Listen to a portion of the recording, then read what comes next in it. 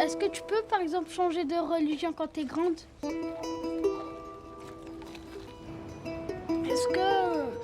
Si on trouve pas de religion, comment on fait alors? Ouais, il y a des religions vu qu'on est tous humains. Quand on ne connaît pas le GFIC et quand on est un couple mixte, on se sent comme un extraterrestre dans cette société. On ne sait pas quelle place on a. En venant ici, on s'aperçoit qu'il y a beaucoup de couples qui sont dans notre situation, qui vivent des situations même très très difficiles avec la famille. De plus en plus de femmes voilées, des gens qui portent la barbe. Même moi qui suis mariée depuis longtemps avec mon mari qui est musulman, moi ça me choque. On a l'impression que le christianisme ne pose pas de problème ici en France parce que bon, c'est dans le paysage. Donner une autre image de l'islam et des musulmans que celle qui est véhiculée par les médias, d'une part, que celle que tente de montrer Daesh ou Boko Haram en se réclamant de l'islam. Mais pourquoi il y a autant de bouchons là? Bon, Il n'y a pas plus dangereux qu'une idée, surtout lorsqu'on n'en a qu'une seule. Voilà. Et donc, à travers le dialogue, on essaye, sur la même thématique, d'avoir plus d'une idée, d'une réponse. Entre guillemets, pays musulmans de l'hémisphère sud pauvre. Au départ, j'avais peur des chrétiens. C'était vraiment des gens qui m'inquiétaient un peu comme toutes les minorités sont inquiétées par la majorité écrasante. Quand je vois des sites sur Internet qui se proposent d'évangéliser les musulmans, je pense que c'est important qu'on soit conscient qu'il y a des courants comme ça. Nous avons hérité d'une culture d'ignorance de l'autre. Et on a beaucoup de mal à s'en défaire.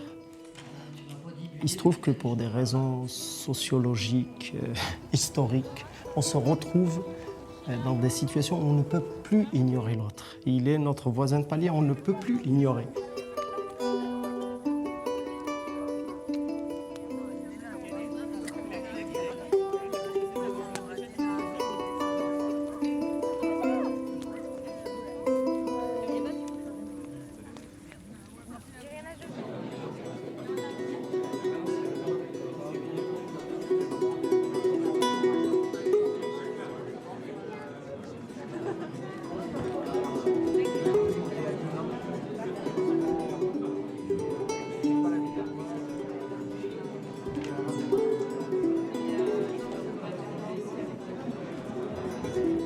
On y vient pour avoir une vie meilleure en soi, d'accord? Ça, c'est totalement honorable, il n'y a aucun souci.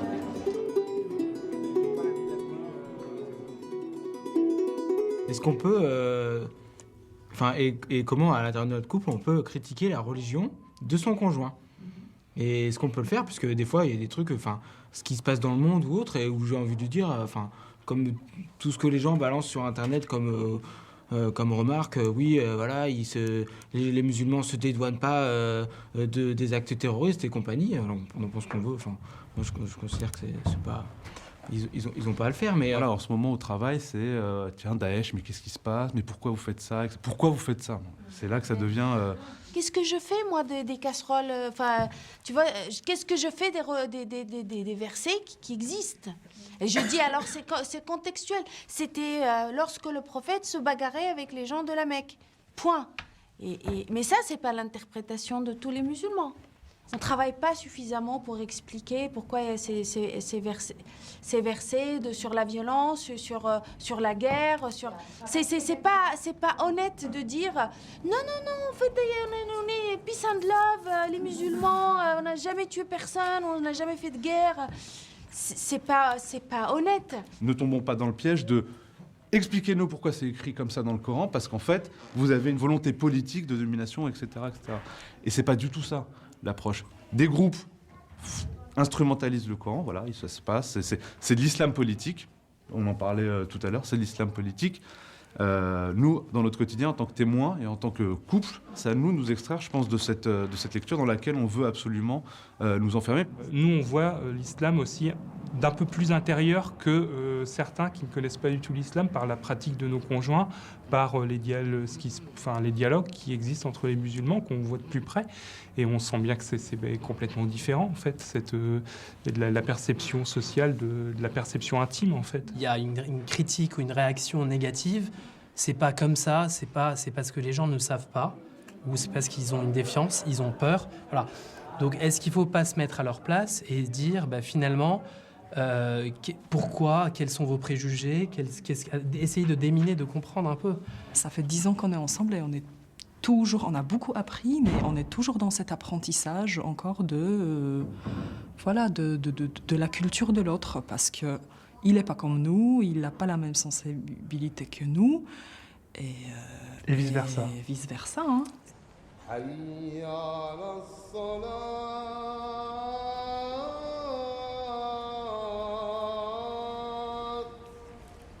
حي على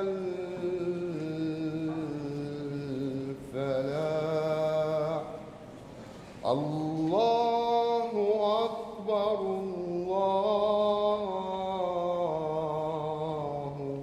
أكبر لا إله إلا الله.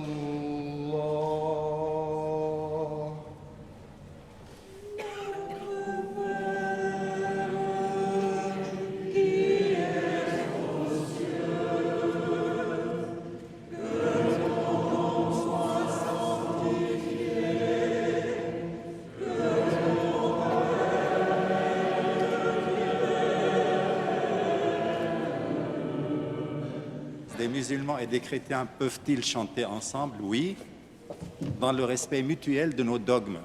Nous nous sommes mis d'accord pour choisir des paroles de chants musulmans et chrétiens auxquels nous adhérons sans qu'il y ait contradiction avec nos spécificités spirituelles.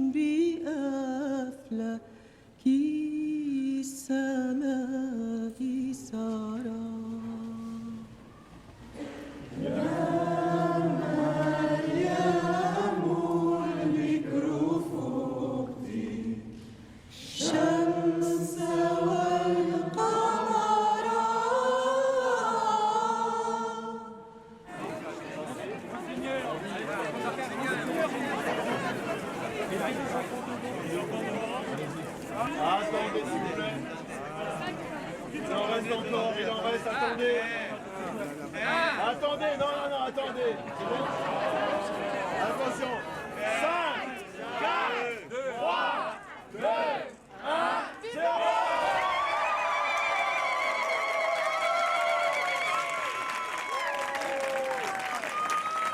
C'est ça, le vrai vivre ensemble. C'est pas des séminaires avec des intellectuels, peut-être il y a mais là, vraiment vivre quelque chose un après-midi de magnifique et de merveilleux. Bon, moi, j'avais besoin de découvrir justement c'est quoi une rencontre islamo-chrétienne. J'ai vraiment été très ému et j'espère qu'il y en aura d'autres du coup. Non, c'était vraiment agréable de sentir qu'on est très proche sur énormément de choses. Enfin, moi, j'étais spécialement touchée lors de la première prière des musulmans. Ça m'a fait des frissons personnellement. Et c'était très beau.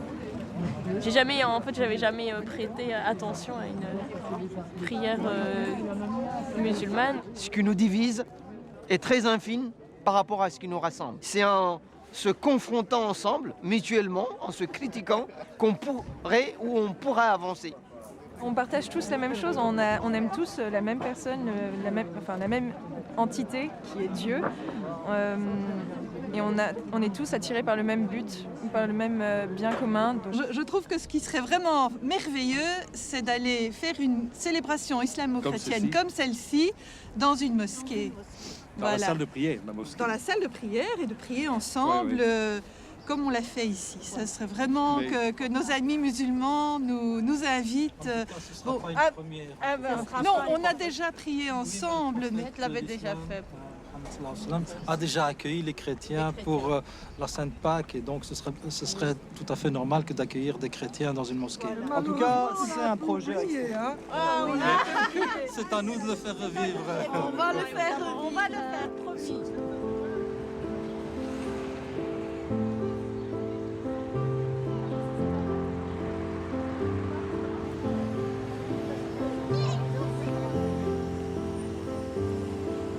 Chaque jour de jeûne, on tire une leçon de ce qu'est le Ramadan. C'est vrai? Ah oui. Il n'y a pas un jour où il n'y a pas quelque chose de nouveau qui vient qui entre dans la réflexion de oh là là. Je crois qu'on ne peut pas dialoguer sans être très ferme dans ce qu'on est et dans ce à quoi on croit. Bonjour, ça va? Ça va? Je souhaite bienvenue à la... Enlever nos chaussures, je pense. Merci beaucoup. Bienvenue.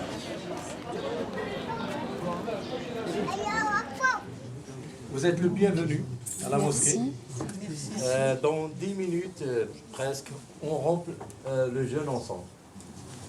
Il y a de l'eau, froid, fraîche et des dates.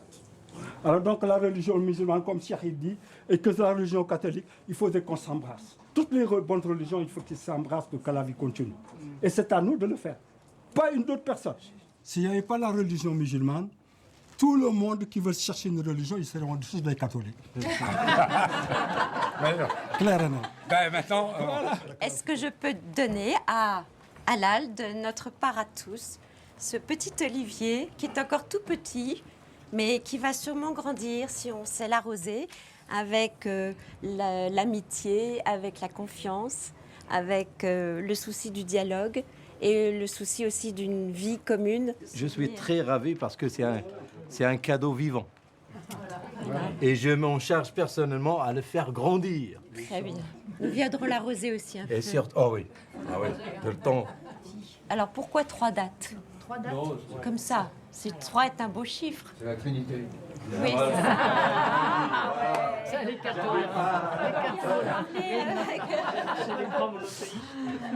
Alors, c'est un beau chiffre. Voilà, exactement.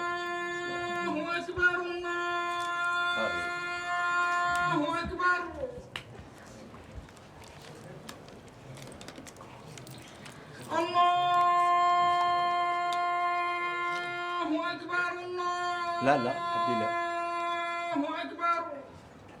Seigneur, je crois en toi. Je mets toute ma confiance en toi. Et je rends mon jeûne avec ce que tu m'as accordé. Bismillah, au nom de Dieu. Merci. Voilà ce que les musulmans disent au moment de rompre le jeûne.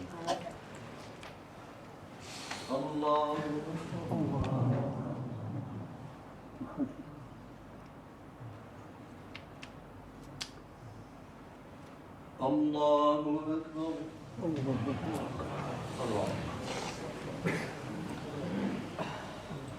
الحمد لله رب العالمين الرحمن الرحيم مالك يوم الدين إياك نعبد وإياك نستعين اهدنا الصراط المستقيم صراط الذين أنعمت عليهم غير المغضوب عليهم ولا الضالين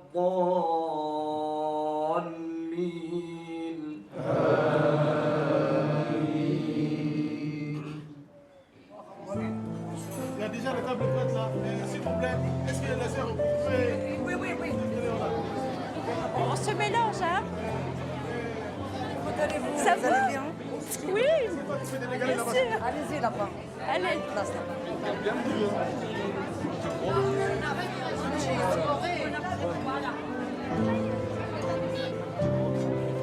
Mais ils sont où du coup aux enfants? À Vercors, oui. Je suis parent déléguée. Très bien. On s'inquiète lorsqu'elles sont dans la délinquance, mais entre nous, je m'inquiète moi personnellement lorsqu'elles sont aussi dans la religion radicale, dans la religion sans compréhension. Je ne me réjouis pas lorsqu'elles passent du coq à l'âne, lorsqu'elles passent de la drogue à la mosquée. Je ne me réjouis pas. Petit à petit, l'imam, donc le Maria Samira, l'a emmené tout doucement, il lui a reappris les bases. On ne naît pas musulman, on le devient, on acquiert une culture, un savoir. C'est toute une vie. L'islam, c'est toute une vie, c'est pas du jour au lendemain. Voilà, et tout doucement, et puis je vais confier, voilà, c'est son père spirituel. Je vais confier mon fils. Mais c'est beau, hein? J'en suis sortie grandie. Ça ne veut pas dire que je ne me suis pas abîmée.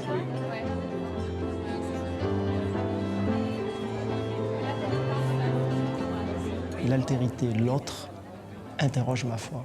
Pour le musulman, le croyant est toujours dans une remise en cause permanente. Et l'autre est ce vecteur qui lui permet de se remettre en cause, d'enrichir sa foi. On ne peut pas rentrer dans le dialogue, qui est une aventure difficile, sans avoir un minimum de certitude intérieure, d'intériorité, de vie spirituelle. Ce n'est pas juste une sorte de rencontre intellectuelle, de discussion intellectuelle. C'est vraiment quelque chose qui est profondément spirituel. La discussion avec l'autre qui ne partage pas ce que je suis est très importante pour que je puisse continuer à être ce que je suis.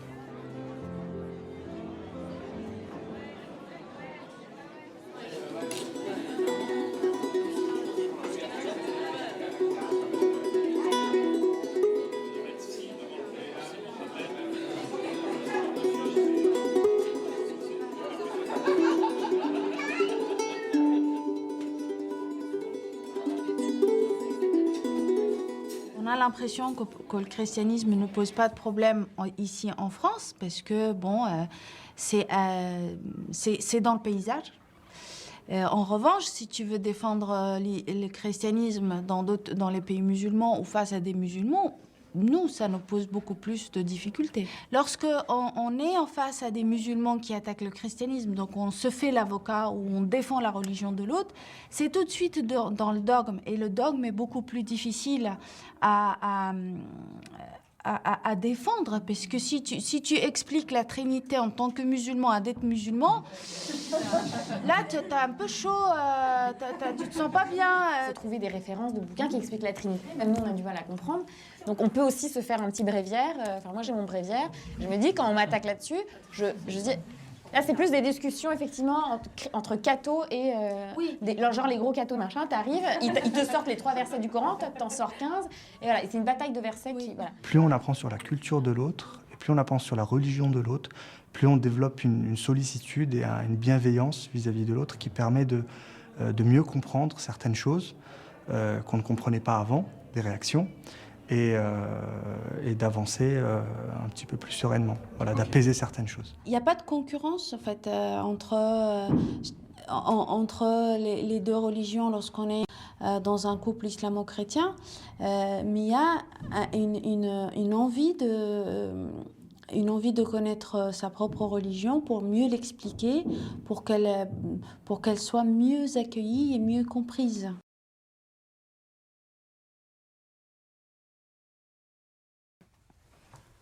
Et puis, est-ce qu'il y a d'autres différences? Oui. Chacun croit à sa religion. Chacun croit à sa religion, oui. Alors, quelle est la différence entre le judaïsme, le christianisme et l'islam? En fait, on a tous un seul Dieu, Oui. mais on a différents noms. Salut. Je suis religieuse Xavière. C'est une congrégation religieuse apostolique de spiritualité ignatienne. Ça va? Ça va et toi?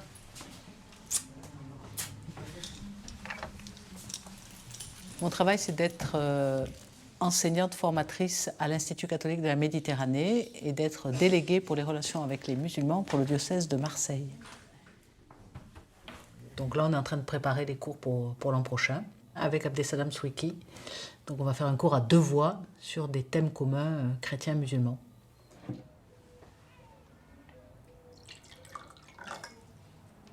Est-ce que ça vaut pas le coup de faire un cours s'adressant à des chrétiens et à des musulmans sur des thèmes communs? Tu traites, toi, avec la partie musulmane avec les chrétiens qui sont là. Moi, je fais la partie chrétienne avec les musulmans. Et puis, on se retrouve ensemble pour échanger, débattre. Les thématiques, tu les as arrêtées? Non. Rien du tout? Non. Même pas un ordre d'idées? On peut prendre des personnages. Hein. On peut prendre Abraham. On va laisser Jésus de côté pour ne pas avoir de problème. pour l'instant. Bon, enfin, j'en sais rien. Moi, je suis prête à le faire. Mais non, mais est-ce qu'il faut prendre des thèmes? Moi, je prendrais plutôt des thèmes communs. Alors, bon, Jésus, il est commun, mais il est le point d'achoppement, donc... Oui. Est-ce qu'il faut... Mais peut-être, hein, moi, je ne perds rien, hein, de toute façon. À mon avis, ça serait bien que les gens connaissent l'une et l'autre version. Eh ben, on peut prendre du coup les prophètes. On prend Abraham, Moïse et Jésus. Comment vous faites quand vous n'êtes pas d'accord?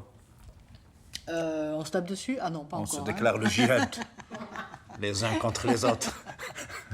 Et alors, djihad offensif, là, du coup. Hein. Ben, quand on n'est pas d'accord, on essaie de s'expliquer, de se le dire, comme dans toute relation avec... c'est pas parce que c'est un musulman ou un chrétien ou un je sais pas quoi ou un non-croyant qu'on va changer. Je veux dire, on essaie de s'expliquer. Bon, parfois, on peut être vexé ou on peut être susceptible ou on peut être blessé. L'important, c'est de pouvoir aller vers l'autre et de redire, ben voilà... Qu'est-ce qui s'est passé? Voilà, ben, moi je me suis trompé, ou toi tu t'es trompé, ou je sais pas quoi, ou on s'est pas bien entendu, les mots, voilà, comme avec tout le monde. Et au lieu de croiser les fers, les épées, on croise les idées. Voilà. Et on apprend aussi parce qu'il n'y a pas plus dangereux qu'une idée, surtout lorsqu'on n'en a qu'une seule. Voilà. Et donc, à travers le dialogue, on essaye, sur la même thématique, d'avoir plus d'une idée, d'une réponse, et ça... Donc le djihad deviendrait un combat d'idées. Exactement. Qui en fait renvoie au vrai djihad, juhd, le mot trinitaire qui veut dire effort, voilà, intellectuel, spirituel.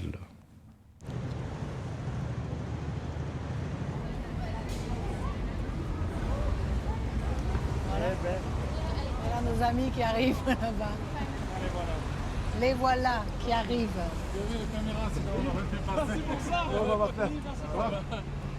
Ça va quoi? Comment tu vas? La forme? Et toi? Écoute, ça va? Écoute, j'ai jamais été dans cette mosquée en face. Je disais, j'ai jamais été. Faut que tu m'invites un jour.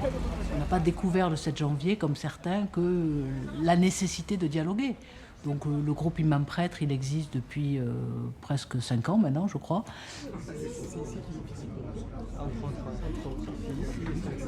C'était resté italien, c'est devenu français en 1947. Et il y avait du monde quand même. Oui, moi c'est du monde. C'est vrai qu'on était à Sorbonne. Je m'en note toujours parce que... Là, on peut commencer. Alors voilà, le sujet création et écologie, place et responsabilité de l'homme dans la création. J'avais lu dans le... Oui, c'est ce que j'ai mis dans le mail. Place et responsabilité de l'homme dans la création. Je vous propose 3 points dans mon propos. Le premier, c'est un peu le contexte de cette réflexion. Le second, c'est quelques repères théologiques et bibliques qui nous aident à orienter notre réflexion. Et puis après, une invitation à une conversion pour moi d'abord et puis nous.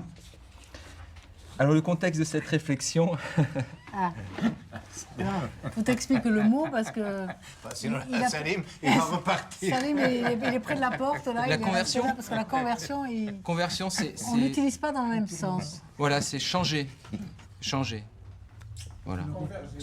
Non. Se convertir. Changer son cœur. Ou changer sa manière de faire. C'est pas changer de religion. C'est pas changer de religion. Changer une attitude. Une enfin, tu peux changer si tu veux, Salim. Voilà. Bon. Retournement. C'est mieux payé, là. En quoi cette crise écologique concerne-t-elle les croyants et quelles paroles spécifiques les chrétiens peuvent-ils, par exemple, apporter à ce contexte? Quand je vais faire la randonnée l'été dans la montagne, alors là, pour la contemplation, c'est superbe comme lieu. Et je suis heureux de pouvoir le faire. Ce qui m'interpelle, c'est quand je vois des gens qui laissent leurs déchets. Ils ne respectent pas le lieu dans lequel ils évoluent. Ils ne respectent pas la création, ce qui leur est donné, ce cadeau que Dieu nous fait. Et finalement, in fine, je trouve qu'ils ne se respectent pas eux-mêmes. Est-ce que vraiment on doit parler aux non-croyants de l'écologie? Absolument pas. Parce que ça, c'est des choses auxquelles tout le monde doit arriver. Le désastre, à un moment donné, on n'a pas besoin d'un religieux pour nous dire, écoutez, on va courir au désastre. Les religions, bien sûr, parlent de création, parlent de signes de Dieu, donc de ce livre-là qu'on médite, qu'on regarde. Mais les religions sont à la traîne, mon sentiment. Elles se sont accrochées à ce mouvement pour essayer de trouver dans leur fondement ce que dit le Coran, ce que dit la Bible de la création, de l'écologie. Moi, je n'ai commencé à entendre parler de l'intérêt de l'islam ou bien des musulmans à l'écologie qu'il y a quelques années. Et ici en France. Nous, entre guillemets, pays musulmans de l'hémisphère sud pauvre, c'est un luxe de penser à l'écologie. On a parlé de solidarité, Martin, etc. Les pays africains qui meurent de faim, qui ne trouvent pas de quoi manger, tu penses qu'ils vont penser à préserver la forêt au lieu de s'en servir pour manger? Je ne pense pas. Et c'est pour ça que l'écologie nous vient d'abord de l'Occident, nous vient d'abord de l'Europe. Une fois qu'ils ont presque détruit la planète, maintenant ils nous parlent d'écologie parce qu'ils ont mangé à leur faim. Excusez-moi d'être un peu franc, ils mangent à leur faim, ils n'ont pas ce souci de... Et ils nous parlent d'écologie. Dans ce dialogue, parfois, sympathiquement bien sûr, avec bonhomie, avec élégance, on provoque un peu, hein, on secoue un peu tes vérités et ça te donne à réfléchir, ça te pousse à davantage de lecture, de vérification. On est dans une société où c'est blanc-noir, où c'est ceci ou cela. Le musulman est comme ça, le chrétien est comme ça. Bon. Et donc, de fait, la rencontre et le dialogue permet de se dire c'est plus complexe que ça.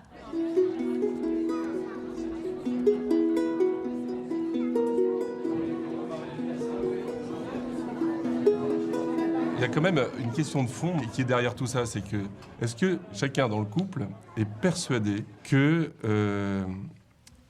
l'autre, en pratiquant sa religion, est dans la bonne voie, gagnera son salut, etc. Parce que c'est ça, en fait. Non, mais est-ce qu'il est quand même sur la bonne voie? C'est ce qu'elle disait tout à l'heure. Voilà. Je disais, mais la Trinité, moi je rame. Ben voilà. Non, mais c'est pas évident. C'est-à-dire que s'il y en a un dans le couple qui est persuadé que l'autre, de toute façon, mais c'est la cata, il est complètement à côté de la plaque, il y a un problème. Et comment? Et dans ce cas-là, comment est-ce que celui-là, il va défendre la religion de l'autre? Il peut pas. Enfin, honnêtement, en toute honnêteté, il peut pas. Moi, je pense qu'il y a un peu de ça. Il y a un doute, quand même. Enfin, oui, souvent.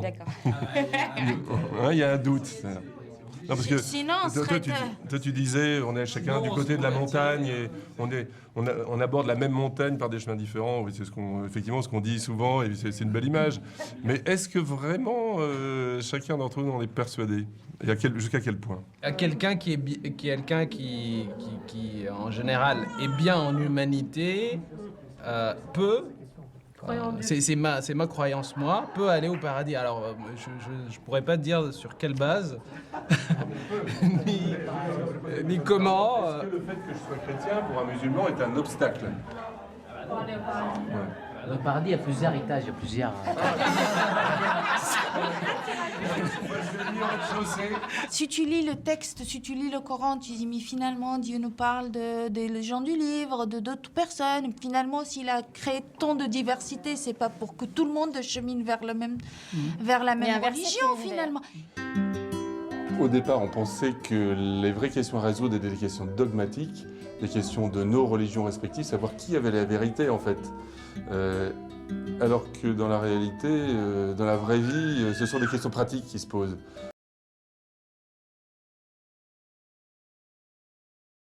Papa de Marie? Non, je crois pas. Je cherche.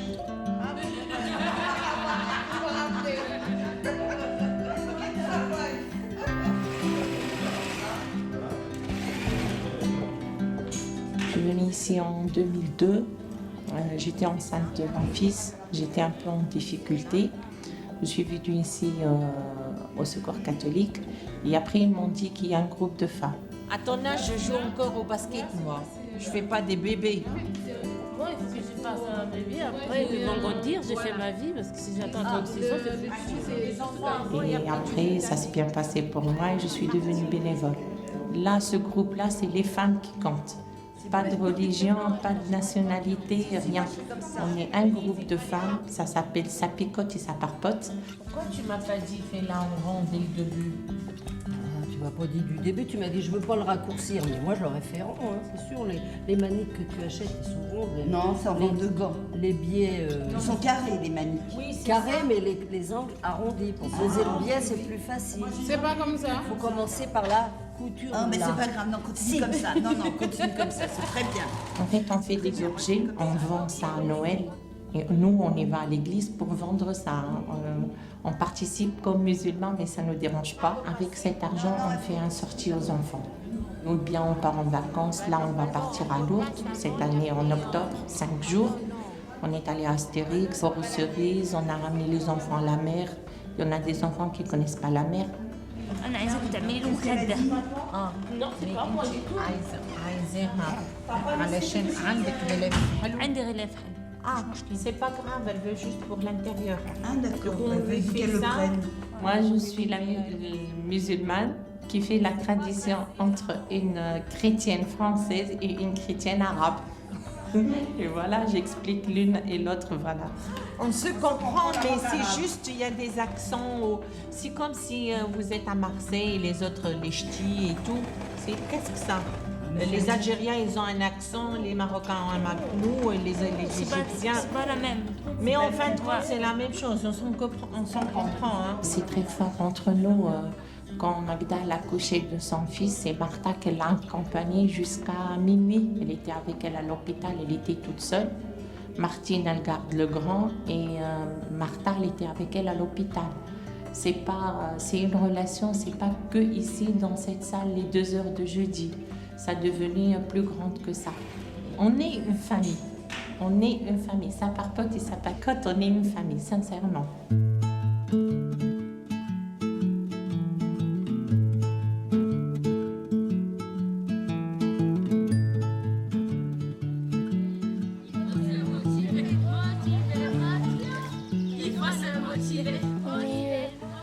On est en Bretagne,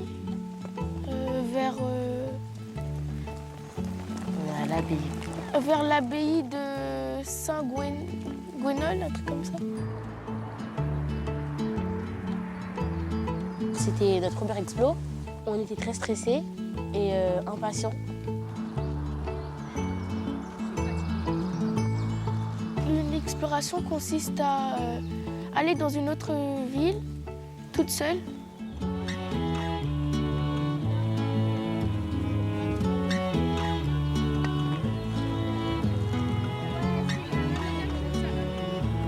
On avait un budget limité pour le petit déjeuner, le repas du soir et le repas du midi pour nous 5, en fait pour l'équipage.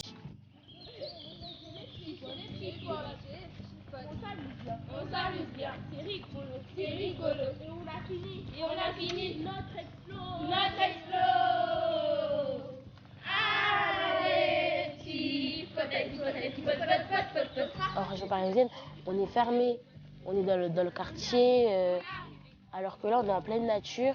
Il y a moins de pollution ici.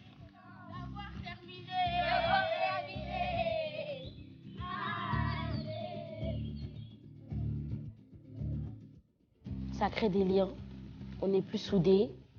Et on est unis. On est unis, voilà. Vous pouvez commencer doucement et puis après vous accélérez. Sadio, elle est musulmane. Et le reste, nous sommes chrétiennes. On peut tous choisir de manger du poulet pour que Sadio ne soit pas exclue. Non, la limite du possible.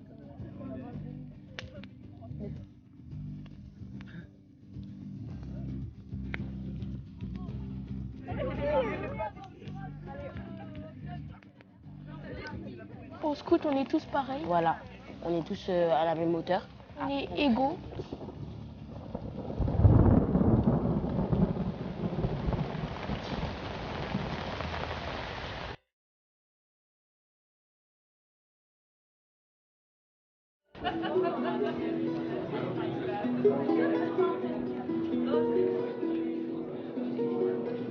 Mais c'est juste une question d'ouverture d'esprit et de respect de l'autre et de vivre en harmonie, c'est tout. Et donc si tes enfants disent « moi je veux être chrétien pas de problème. C'est une question d'ouverture d'esprit et de... Ouais.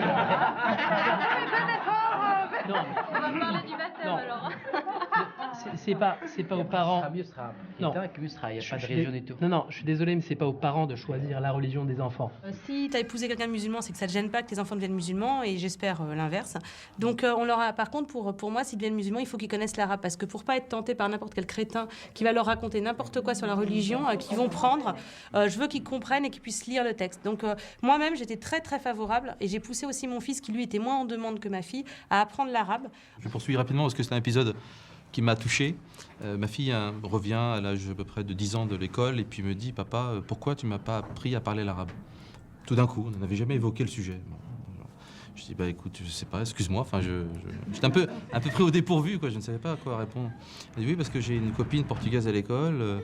Elle sait parler le portugais et puis elle s'est moquée de moi parce que ça paraissait évident de parler la langue de ses parents. » Je crois que c'est un cheminement aussi qui peut être différent en fonction des enfants. Moi, j'ai un garçon qui, lui, est plus intéressé par YouTube que les cours d'arabe. Bon, voilà, donc je crois qu'il faut aussi tenir compte de la nature même de l'enfant. Mon mari il disait « Oh, moi, c'est pas grave, si un jour j'ai un enfant qui va être prêt, il sera prêt. » Bon, n'empêche que quand Naïm elle a voulu aller au caté, c'était un petit peu difficile. Moi, j'ai dit à Naïm « Écoute, papa, il t'aime beaucoup. Si vraiment tu as envie, il va te laisser faire. » Ben, c'est ce qui s'est passé. Donc, je crois qu'après, c'est pas facile, mais c'est au coup par coup, c'est être, si on peut, à l'écoute des enfants, puis après, on chemine avec eux. Notre enfant, il est encore jeune et on avance avec les problèmes au fur et à mesure, hein, quand ils surgissent. On s'en est bien sorti jusque-là. Mais et bientôt il aura 3 ans, il va commencer à nous dire c'est quoi Dieu, c'est quoi une prière, etc. Et donc ça nous permet aussi de nous préparer à ce moment-là, d'avoir une idée de comment on a envie de transmettre en fait notre religion à chacun, à notre enfant. J'étais pas musulmane, moi. Mais si, c'est ton père. Hein? C'est ton père. Ah, mon père, oui, il était musulman. Mais ma maman, elle était catholique. Mais pourquoi vous avez... Et donc, j'ai été baptisée petite, toute petite. Ah, mais après, vous n'avez pas le choix. Après, j'ai grandi. Si après, j'ai fait le choix de rester dans cette religion-là. Mais est-ce qu'on peut rester dans sa religion, même si on se marie avec quelqu'un qui n'est pas de la même religion, Léa? Oui, on peut. Le choix de sa maman, elle a choisi, elle, de devenir musulmane. Ma maman, elle est restée catholique. Voilà. Je ne sais pas qui va venir. Hein. En tout cas, moi, de mon côté, il y a 2 familles qui vont venir. D'accord. D'une part, une maman qui a vu sa fille se séparer un peu du reste de la famille et qui est allée loger ailleurs et qui a gardé quand même contact avec sa sœur. D'accord. Mais simplement par SMS. Mais elle n'est pas partie, semble-t-il. Hein. Ils ont réussi à la faire venir une fois ou l'autre pour une fête de famille. Elle vient, mais là encore, elle est gantée, voilée. Les 3 autres que j'ai invités, c'est donc la dame dont j'ai parlé, très engagée sur le plan religieux. Donc c'est assez dur. L'autre personne, c'est un monsieur dont le fils est converti. Alors, ils sont tous majeurs, là. Alors, je l'ai rencontré, le fils, là. Bon, qui a essayé de me convertir, d'ailleurs, enfin, en me disant, en démontrant que l'islam, c'était vraiment la meilleure religion et tout ça. Au bout d'un mois, je lui ai dit, écoutez, je veux bien parler avec vous, mais moi, je respecte votre foi. Il faut que vous respectiez la mienne. Voilà. On n'est pas là pour se convaincre l'un et l'autre. Voilà, moi, j'écoute votre chemin. On peut se convertir et vivre tranquillement de sa foi, ou être converti et vouloir convertir toute la famille, avoir des comportements rigides, être dans un groupe sectaire ou pas. Donc le deuxième, c'est un monsieur, c'est ça La deuxième personne, c'est un monsieur, oui, qui m'a envoyé un email en me disant, voilà, ma fille s'est convertie à l'islam, ça m'inquiète parce qu'elle est très jeune et puis elle s'est peu laissée prendre par un groupe dans une mosquée. Et il m'a demandé si je connaissais la mosquée. J'ai dit non, je ne connais pas particulièrement. Donc elle est mineure? Non, elle est majeure aussi. Ouais. Elle a 20 ans et quelque chose. Oui. Alors moi je lui dis, écoutez, si elle accepte de venir parler, venez d'abord vous-même, mais si elle accepte de venir, ça serait bien qu'ils viennent tous les deux, et puis qu'on pourrait discuter. Alors il me réécrit quelque temps après en me disant, oui, en effet, elle a accepté, elle veut bien venir. Ce qui me faisait dire quand même que ça devait être assez sincère de sa part, elle-même. Hein. Alors ils sont venus tous les deux, on a pris un café ensemble, on s'est assis dans la salle de séjour, là, et on a parlé bien franchement.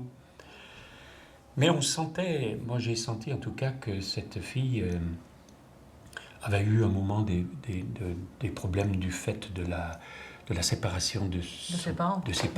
Oui. Cette fille-là m'a l'air tout à fait, au fond d'elle-même, sincère. Hein, et puis, c'est une brave fille, gentille, tout à fait ouverte. Et je ne veux pas dire que ça m'a fait de la peine, mais je me suis dit, bon, ben, c'est bien, elle s'est lancée dans l'islam, mais il faudrait qu'elle approfondisse pour savoir si c'est vraiment son chemin. Si c'est son chemin, bon, ben, on a tout à respecter. Mais ça dit aussi qu'il y a une quête de sens. Quand on dit que des jeunes aujourd'hui, le religieux, ça n'a pas de sens, ils cherchent quand même. Pourtant, ils cherchent. Oui. Bon. Oui, alors, ça la question, c'est qui ils trouvent sur leur chemin.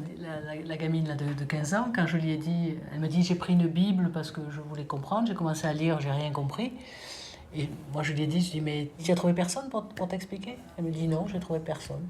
Bon, elle a fermé sa Bible, elle l'a rangée, elle est allée sur Internet, elle est tombée sur 2 gamines qui l'ont amenée à ce qu'on a fait. Ça nous pose des questions. Hein. Dans la famille de ce monsieur qui m'a appelé parce que sa fille s'était convertie, lui ne sait pas grand-chose de sa propre foi. Oui, hein. c'est ça. Elle en sait davantage maintenant sur l'islam que lui, il en sait sur le christianisme. Oui, mais c'est ça.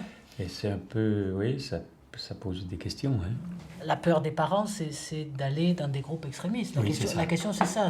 Enfin, moi, tout ce que j'ai entendu, c'est l'inquiétude. Bon, la conversion fait mal, ce qu'on avait échangé déjà avec des imams, en disant, dans chaque religion, quand on a un enfant qui change de religion, effectivement, ça fait mal. Enfin, bon, qu'on aille d'un côté ou de l'autre. Même si on est très ouvert vis-à-vis de l'autre. Oui, même si on est très ouvert. Mais de fait... la peur des gens aujourd'hui, c'est d'aller dans des groupes extrémistes. Et on voit bien que quand même, c'est plutôt des mosquées plutôt radicales qui attirent que... radicalisantes. Radicalisantes, où on se convertit comme ça. Donc le courant qu'on appellera littéraliste aujourd'hui a pris de l'ampleur à partir du XVIIIe siècle. C'est la grande décadence du monde musulman, donc fini les grandes époques des Lumières, de la réflexion, de la pensée. Il y a une remise en cause, comme dans toutes les sociétés qui sont en décadence, il y a une remise en cause de ce qui a été fait avant. Le texte leur sert d'alibi pour mettre une barrière entre eux et la société. Je veux dire, les deux extrêmes se renvoient. Et effectivement, il y a des courants catholiques qui sont, eux aussi, tout à fait dans cette posture. Et on a beaucoup de mal, parce que c'est aussi ces courants-là qui sont les plus opposés au dialogue interreligieux, au fait qu'on dialogue avec les musulmans. Comment fait-on lorsque des gens se servent de problèmes sociaux pour avoir une emprise sur les autres? Comment fait-on? C'est une réalité humaine. Il y a des êtres humains qui ont besoin d'utiliser un certain nombre de choses. La religion a souvent été cet alibi, souvent. À partir de Constantin, on a bien mélangé le religieux et le politique. Louis XIV, c'était la religion du roi pour tous les Français, donc il y a eu un mélange. Mais dans le fondement évangélique, il n'y a pas de mélange. Ce qui ne veut pas dire que les religieux ne s'intéressent pas aux politiques. Ce n'est pas la même chose. C'est-à-dire tout est politique. C'est-à-dire la vie de la cité intéresse le chrétien. Mais il ne doit pas y avoir de collusion entre le politique et le religieux ou l'autorité religieuse n'a pas à mettre la main sur le pouvoir politique, et le pouvoir politique n'a pas à mettre la main, à dicter aux religieux ce qu'il doit dire, penser et croire. Voilà. Donc ça c'est clair. Ça ne veut pas dire qu'il n'y a pas eu de dérive. La religion, quand elle est bien vécue, est autre chose que cette fonction d'instrumentalisation. La religion ne peut être que, quand bien même elle est d'origine théocentrée, dans sa finalité, dans sa visée, elle ne peut qu'être anthropocentrée. Toute notion, tout principe qui s'inscrit en faux par rapport au bonheur de l'homme doit être banni, exclu, abrogé. On ne peut pas utiliser la religion pour avoir de l'emprise comme ça et finalement faire une sorte de mobilisation les uns contre les autres, lorsque les textes auxquels on se réfère, eux, appellent à une mobilisation les uns pour les autres. Il n'y a pas d'amour de Dieu s'il n'y a pas l'amour de tout être humain que je rencontre, quelle que soit sa religion.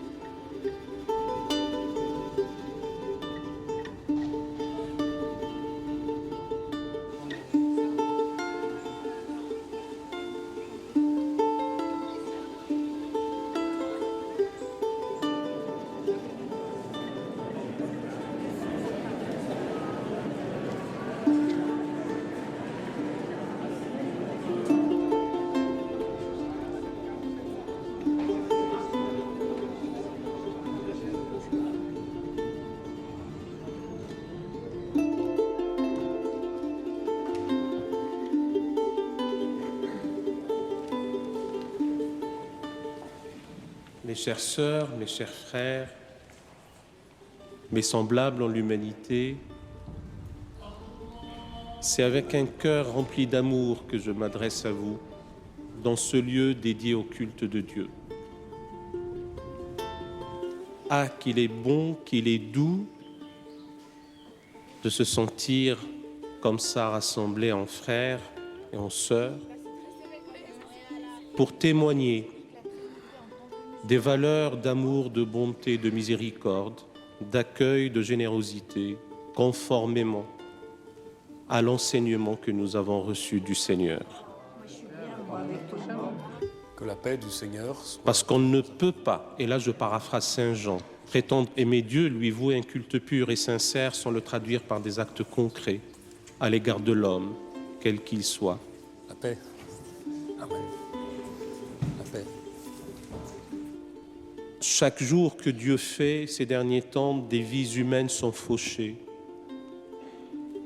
Et donc Dieu est pris en otage.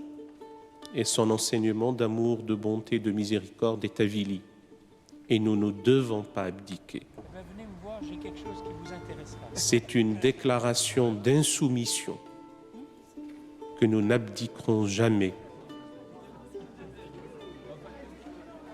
devant la tyrannie et la barbarie qui s'abat au nom du divin.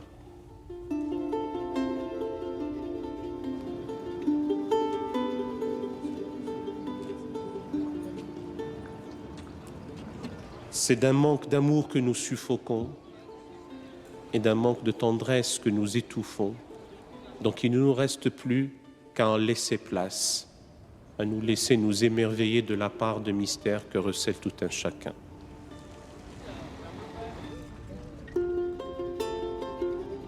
On a gardé cette culture d'ignorer l'autre. Le grand défi avec les jeunes, c'est d'arriver à les baigner dans une autre culture, la culture de l'autre comme un vis-à-vis aussi important que moi. Si on arrive à construire et à former des générations entières qui tiennent en compte l'autre, pour qui l'autre est important, eh bien, oui, la notion de tension identitaire entre les communautés n'existera plus. Elle s'effacera d'elle-même. C'est-à-dire que, de facto, les enfants, depuis leur plus tendre enfance, auront été habitués à l'autre et à aimer l'autre. Et ça, c'est très important. La notion d'amour, elle est très, très importante dans cette affaire. Il n'y a pas de question de religion dans Amitié, en fait. On peut être ami avec tout le monde, qu'ils soient athées, musulmans, chrétiens, bouddhistes. On s'en fout, en fait. On mélange toutes les cultures et toutes les religions.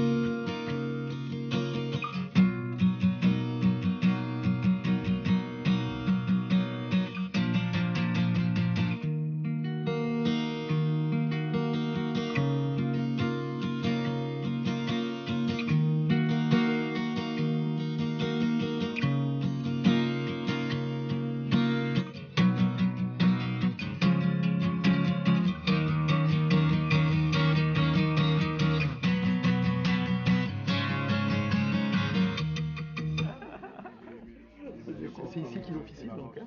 Entre autres, ouais. Entre autres. Ici, c'est un jeu. تنزل فيه فريفالون فريفالون شو